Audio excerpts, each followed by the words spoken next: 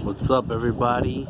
Effortless Rollers here again, getting the birds ready to be flying again after a lockdown.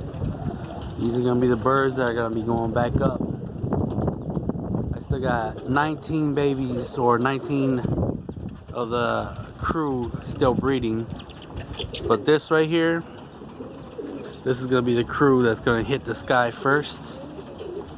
Some really good birds in here, but they are going to be hitting up the sky, testing out the sky. Hopefully they didn't lose any of their good traits before lockdown. Every single one of these birds in here can roll, so hopefully this year they get back into flying condition and they can start performing again.